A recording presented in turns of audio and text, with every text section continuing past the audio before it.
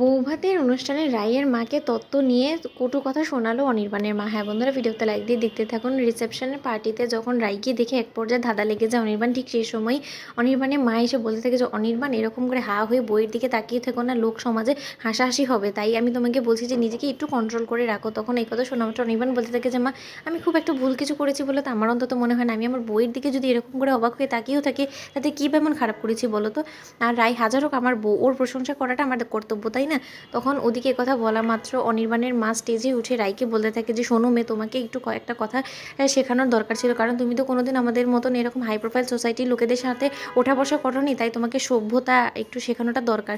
কারণ তুমি তো নিজের মায়ের বাড়ি থেকে শুধু এটা শিখে এসেছো যে কী করে বড় বড় লোকেদের বাড়ি ছেলেদেরকে ফাঁসাবে, এছাড়া তো কোনো গুণই তোমার মধ্যে নেই। কিন্তু কী দেখে যে আমার অনিটা তোমার উপরে এরকমভাবে তোমাকে ভালোবেসে ফেললাম, আমি সেটাই বুঝতে পারছি না। কিন্তু যাক যাই হয়ে যাক না কেন, একটু সহবত নিয়ে লোক সমাজের সকলের সাথে একটু মেলামেশা করার চেষ্টা করো, ঠিক আছে? আর একদম বেশি বাড়াবাড়ি করার চেষ্টা করো না, যেটা বলেছি সেটাই করো। তখন রাই বলতে থাকে যে মা, আমি কাউকে নিজে থেকে জানা শর্তে কাউকে অসন্তুষ্ট করার চেষ্টা করবো না, কিন্তু তার সত্ত্বেও কেউ যদি এখন আমার বাড়ির শিক্ষা নিয়ে অন্যরকম কোনো প্রশ্ন তোলে, তাহলে আমি অবশ্যই সেটার বিরোধিতা করব। ওদিকে রাইদের বাড়ির লোকেরা এসে পড়া মাত্রই অনির্বাণের মা যে বলতে থাকে যে 1 মিনিট দাঁড়াও ওয়েটার, এই তত্ত্বগুলোকে তুমি বরঞ্চ ওনাদের গাড়িতেই আবার ফিরিয়ে উঠিয়ে দাও। তখন এই কথা শুনে মাত্র রাইয়ের মা বলতে থাকে যে কেন, আমরা যে তত্ত্বগুলো এনেছি সেগুলো তো রাই, অনির্বাণ এবং আপনাদের সকলের জন্য, তা সত্ত্বেও আপনারা এই তত্ত্বগুলো আমাদের গাড়িতে কেন উঠিয়ে দিবেন বলুন তো? তখন এই কথা শোনা মাত্র অনির্বাণের মা বলে থাকে, বারে আপনি জানেন না এরকম সস্তার 2 টাকার শাড়িগুলো আর যাই হোক না কেন আমাদের বাড়ির ঝি চাকররাও পরে না, তাহলে আপনারা তো ওই সস্তা শাড়িগুলো আমাদের জন্যই প্যাক করিয়েছেন, তাই না?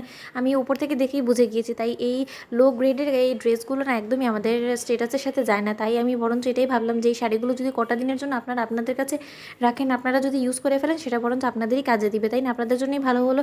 না হয় বছর দেড়েক আর কোনো রকম কোনো কাপড় কেনার আপনাদের কোনো খরচ লাগলো না। তখন এই কথা শোনা মাত্র রাইয়ের বৌমনি লজ্জায় বলতে থাকে যে আন্টি, কোনো কিছু মনে করবেন না, কিন্তু আমাদের আর্থিক অবস্থা দেখেই কিন্তু অনির্বাণ রাইকে বিয়ে করার জন্য রাজি হয়েছে। ও কিন্তু তখন কোনো বিলাসিতার বা কোনো বড়সড় ইচ্ছের কথা বলে কিন্তু রাইকে বিয়ে করার কথা ও বলেনি। যদি সত্যি বলতো তাহলে হয়তো বা আমরা আর এই বাড়িতে আমাদের মেয়েকে বিয়ে দেওয়ার কথা ভাবতাম না, কারণ আমাদের যতটুকু সামর্থ্য কুলিয়েছে ততটুকু অনুযায়ী আমরা আপনাদের জন্য তত্ত্বটা আনার চেষ্টা করেছি। এখন আপনি যদি আমাদের সম্মান রাখার খাতিরেও এই তত্ত্বগুলো না রাখেন, তাহলে আমি বলবো এটাতে আমাদের অসম্মান করা হবে। তখন অনির্বাণের মা বলতে থাকে, আমি তোমাদেরকে সম্মান করবো কখন বলেছি? আমি তো চাই তোমাদের যাতে অসম্মান হয়, তাহলে অন্তত যাতে তোমাদের গায়ে একটু বিধে, যে যখন জোর জবস্তি করে একজন বড়লোক বাড়ির ছেলেদেরকে খুঁজে তোমরা একজন মেয়েকে চাপিয়ে দাও না, তখন যে সেই বড়লোক বাড়ির ছেলেদের কী অবস্থা হয় বা তার পরিবারের উপর দিয়ে কী যায়, সেই জিনিসটা অন্তত যাতে তোমরা টের পাও।